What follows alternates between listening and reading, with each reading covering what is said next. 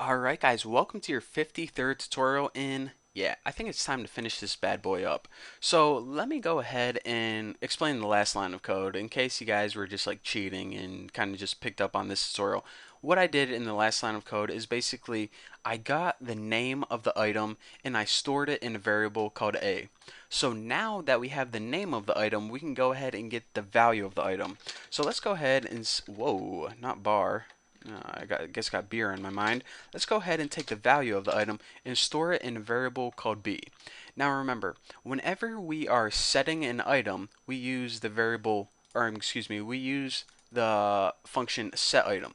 Whenever we are getting the value of an item, we use the function getItem.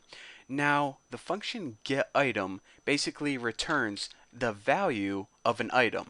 Which item, you ask? Well, we need to pass it in a parameter. So if we had something like, I don't know, we had a variable named Bucky and it had a value of, or excuse me, we had a variable called people and we had a value of Bucky.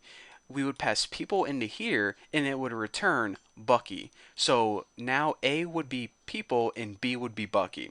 So now that we have the name of the variable or item and also its value, we can go ahead and start printing it out on the screen.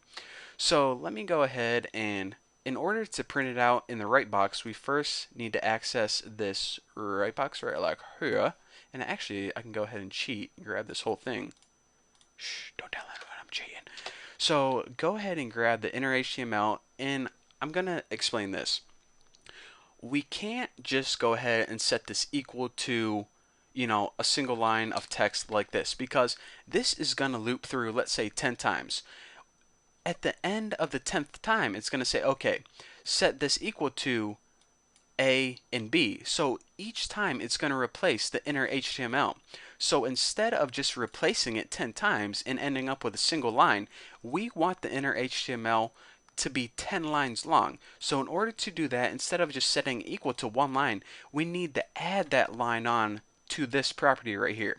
So then the first time it loops through, it's going to be one line. The second time, it's going to be two lines, and it keeps adding lines and lines onto this property. And at the end, you have, hopefully a list of like 5 or 6 different things. So now that we have that taken care of, let's go ahead and start printing out these variables. I'm just going to go ahead and print out the name of the variable, which is stored in the variable A, and also the value of the item or variable, but I just don't want to print them out right after each other. What I want to do is I actually want to add a little one of these so it just looks a little prettier, and then just go ahead and stick on the value of it. And after this, since we're going to be working with a bunch of different variables, I want each of these to appear on a new line. So in order to do that, just go ahead and add a break at the end, and this is going to make them appear on a new line. So let me go ahead and save this, and yeah, everything looks pretty good to go. So this basically loops through all the variables you have stored and makes them appear on a new line. So let me go ahead and copy the path to that and refresh it and check it out. We got all this crap because I was testing it out in my last tutorial, but I want to show you guys how this works. Let me go ahead and refresh this, launching Google Chrome, and I'm going to go ahead and store the variable A, save it in there. B, save it in there. C, save it in. So instead of just storing one variable and its value, we can store a bunch of different variables in their value. Now, let me go ahead and go to my website, thenewboston.org. Oh, I wonder what's happening on my forum. Any active topics looking cool? Oh, this looks good. How old are you? Yada yada. And now I go, okay, you know what? I think I'm going to go back to that website and check it out. When we go back, all our information is still stored, all of our variables. So if we were like on a website like YouTube and we wanted to keep a list of our favorites, or more likely you'd be building something like a shopping cart and you want to keep the user's items, and maybe they went to a different website to compare prices or something, when they came back, all of their items are still stored for them. And say they wanted to add another item to their shopping cart like tuna, and I don't know, maybe it was like $12. Well, you can store that in there too. And then when you go to, another website, come back, all that information is stored there right for you. So again, before with JavaScript, as soon as we left this page, then all of the user's information and data would get destroyed.